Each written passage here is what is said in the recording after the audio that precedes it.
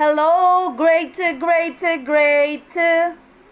Okay, so welcome to our science review. It's all about, first we're gonna do the sense organ, the parts and its function. So for this type of test, you're gonna, what's this? Match it. Okay po? Match the part of the senses to its to its description. Okay po? So make sure you know the description of this one. Okay? So make sure we also answered in our book, right, last time, the sense organ and its description. Okay po? So for the iris, we have, iris means the colored part of the eye. It may be black, brown, green, blue, gray, violet, or even red.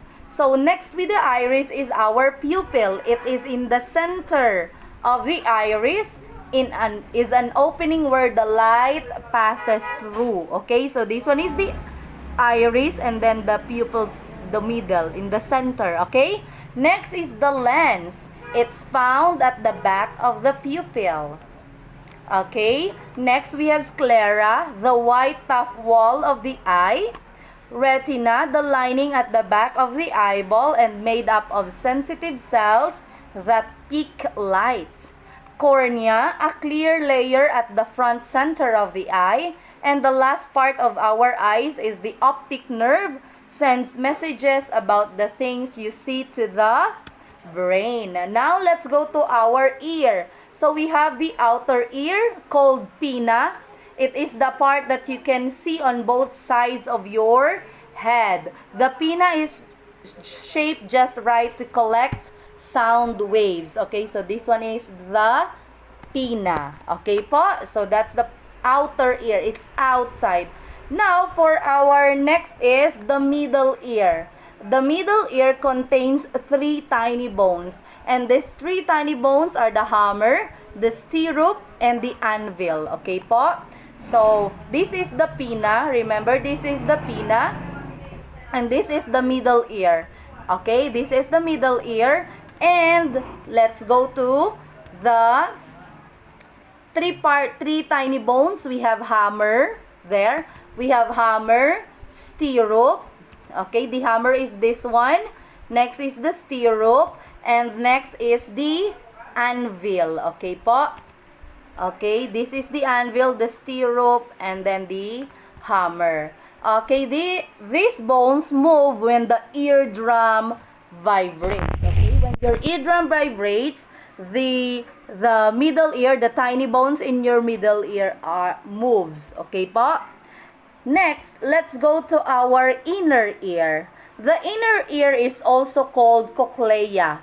It is the part, the ear that looks like a shell. Okay, let me show you this one. Okay, this is the inner ear. Can you see the shell-like? So that's the inner ear. And the inner ear has many nerve endings. The auditory nerve picks up the sound message and send them to the brain. Okay, next here we have the ear canal where the sound travels, and the other one is the eardrum. Remember what's the work of the eardrum? To protect your middle ear, right? Okay, now let's go to our nose. The nasal bone that divides the nose into 2 openings called nostril. This is your nostril, and the nostril is where the air passes, and it has tiny hairs, right? And what is the work of these tiny hairs? They trap the solid particles to enter your nose. Okay po? It's like the shield.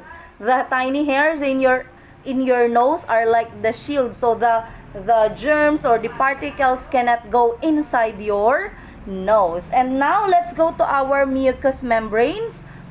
It secretes mucus, and the mucus also, it's like the hair, it also traps the solid particles and kills the germs that are inside the nose. So the mucus are important pala in our nose because it can kill the germs that get inside our nose. And the next one is the olfactory nerve. It sends message to the brain. Okay, and then we have our tongue. Okay, the sense for taste, and we have the part, the back, the tip, the side, and the surface. Okay, the tongue is used for tasting. Okay, now let's go to our skin. Okay, epidermis, the outer layer. This one is the epidermis, the outer layer of the skin.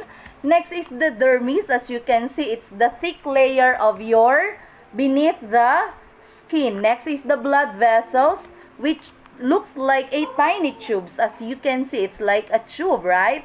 Those are the blood vessels. Then we have the sweat glands, where perspiration comes out. And the pores, the opening in the skin, as you can see here. And then the nerve receptors or nerve endings, it is connected to the brain, and it sends the message to the brain if it is too hot, too cold. Okay, so that's the work of nerve ending. So let's go to our sense organ that work together. When you are eating, your hands, your tongue, eyes, and nose are working together, right? And when you are reading aloud, your eyes, your ears, your tongue work together when you are reading aloud. And when the children's eyes and ears and legs work together to keep them safe when they are crossing the road.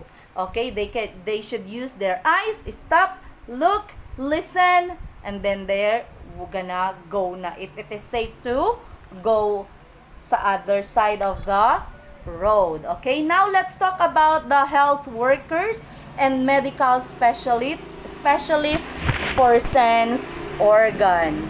Okay, remember the number one we have here, the pediatrician. They are in charge in the developmental stage, or they are the one treating the diseases, the childhood diseases. Number two is we have the ENT doctor, treats the diseases of your ears, nose, and throat. It's easy to identify the ENT, right? Because E means ears, N means nose, and the T means throat. Okay? Next, we have the number three, ophthalmologist. This is a medical doctor who treats the eyes. Okay? She is trained to provide complete care for the eyes. Again, who is the medical doctor who treats the eyes? Ophthalmologist. What about optometrist? That's right. They are professional licensed to examine your or to diagnose your visual condition and prescribe glasses and contact lenses. And the last one we have here, the dermatologist. Remember, the dermatologist is a medical doctor who treats skin diseases. So let's review the 5 medical specialists. Number 1, pediatrician, treated childhood diseases. Number 2, treats the disease of your ears, nose, and throat for ENT doctor. Number 3, ophthalmologist, doctor for your eyes. And number 4, optometrists. They are the one describing and diagnose your visual and describing glasses and contact lenses. And the last one we have dermatologist, our doctor for skin diseases. Okay? Now, let's go to the similarities and differences of people. So, even though you are same age, same girls, you are not still have similarities, and you have some similarities and differences. Like this in the picture, right? So, they are the same. They are both girls, okay? They are both in high school. But the difference is, look at their hair. The other one is a brownie white and the other one is black. Look at their skin also. It's different, right? So, and when they face us, of course, their eyes color, we can identify if it is same or different. So, even the twins, look at the twins here. Okay?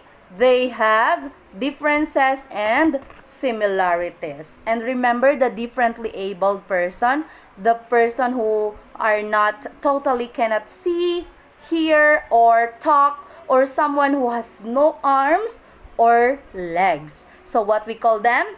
Differently abled. So if you have a friend like, or you saw someone that is a differently abled, what are you gonna do? Okay, you should help them. Do not laugh at them, because they are, even though they are like that, they are still trying to learn and to live like a normal people do. Okay. Next, what affect the growth of children? We have 4. The first one is the food. It can affect you if you are eating right or not. Then second one is the exercise and play. The next one is the rest and the sleep. And the last one is, of course, your environment. So let's go first to our food. So we have go, grow, and glow. The go foods are our fuel. These food give us energy to do some work. These are the carbohydrates and the fats. The examples are bread, rice, noodles, potatoes, corn, butter, margarine, and vegetable oil. So these are our go food. Our energy food gives us energy. Okay? Next, we have here the grow foods. The grow foods are the food that build and repair body tissues, our protein.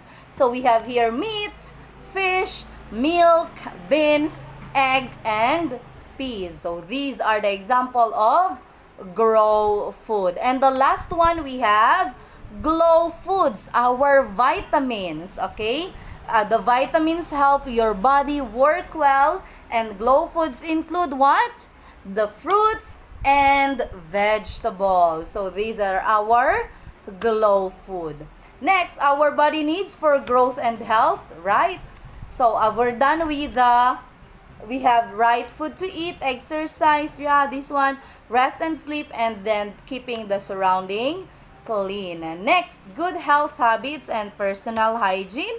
First, you're gonna take a bath regularly, shampoo your hair properly. Number 2, wash your hands with soap and water all the time.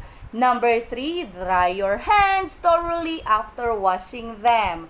Number 4, brush your teeth after every meal and floss it at least 2 times a week. And number 5, always wear what? Dirty or clean?